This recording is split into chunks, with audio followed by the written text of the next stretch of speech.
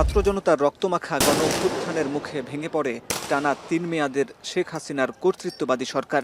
হাজারো ছাত্র জনতার জীবনের বিনিময়ে অর্জিত হয় এক নতুন বাংলাদেশ।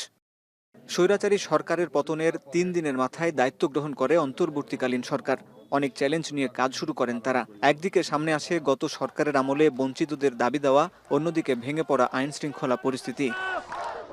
এমন অবস্থায় আস্থা ফেরাতে মানুষের পাশে দাঁড়ায় সশস্ত্র বাহিনী। পরিস্থিতি নিয়ন্ত্রণে কাজ শুরু করে সরকার। রদবদল হয় বিশ্ববিদ্যালয়, প্রশাসন সহ সরকারি নানা সংস্থার শীর্ষ পদ। প্রবাসীদের পাঠানো রেকর্ড রেমিটেন্স এসেছে সরকারের প্রথম মাসে। শিক্ষা প্রতিষ্ঠানের বিশৃঙ্খলা কাটাতে শুরু করেছে। সচল হচ্ছে ব্যবসা বাণিজ্য। বৈদেশিক সম্পর্কে ব্যাপক পরিবর্তন এসেছে। তাই আস্থা ফিরেছে জনমনে। তবে রাষ্ট্র সংস্কারে আরও সময় প্রয়োজন। প্রত্যাশার যে চাপ সেটা পূরণ করতে অন্তর্বর্তীকালীন সরকারের আরও সময় প্রয়োজন এবং আমরা ছাত্র জনতা আমরা দাবি রাখতে চাই গণ অভ্যুত্থানের যে স্পিরিট সেটাকে চূড়ান্তভাবে বাস্তবায়নের সমস্ত ব্যবস্থাপনা আঞ্জাম দেওয়ার জন্য এই অন্তর্বর্তীকালীন সরকার যেন নিজেদেরকে সামনের দিনে আরও প্রস্তুত করে। ছাত্রলীগ করে এসেছে আওয়ামী পরিবারের, তাদেরকে বেছে বেছে নিয়োগ করা হতো। তো এই সমস্ত কিছু কারণ আছে যে কারণে প্রশাসনটা সংস্কার করতে কিছু সময় লাগবে। কারণ এখানে 15 বছরের জঞ্জাল আপনি তো এক মাসে পুরোপুরি পরিষ্কার আশা করতে পারেন না।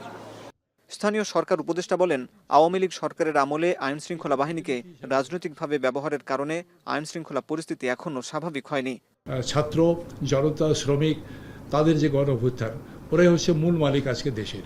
তাদের দাবি হচ্ছে সংস্কার এবং তারা যেসব জায়গায় দাবি করছে সেই সব জায়গাতেই, সেই সব ক্ষেত্রেই তো দেখা যাচ্ছে সর্বক্ষেত্রেই এই সংস্কারের প্রয়োজন। এখনও আওয়ামী লীগ সরকারের সুবিধাভোগীরা বিভিন্ন দপ্তরের পদ থেকে অন্তর্বর্তী সরকারকে বেকায়দে ফেলতে তৎপর। তাদের রুখে দিতে অন্তর্বর্তী সরকারকে সহায়তা করবে ছাত্র সমাজ। ফেসিবাদী সময়টা গেছে, তাতে পিয়ন থেকে শুরু করে সচিব পর্যন্ত কাউকেই ফেসিবাদের পরাল গ্রাস থেকে তারা মুক্ত রাখে নেই। এমত অবস্থায়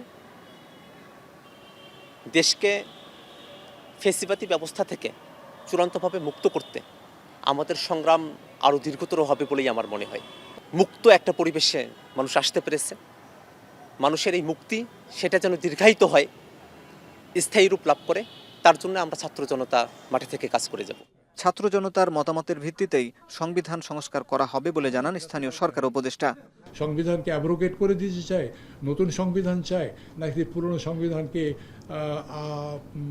সংস্কার করে, আমূল সংস্কার করে অ্যামেন্ডমেন্টের মাধ্যমে করতে চায়, এটা আমাদেরকে জনগণের রায় নিতে হবে, জনগণের কাছে যেতে হবে। তাদের কাছ থেকে যখন আসবে তো তাদের সঙ্গে যে আলাপ আলোচনা, এই সমন্বয়, ছাত্র জনতার যে সমন্বয়, তারা এই ব্যাপারে দিক নির্দেশনা দিতে পারবে।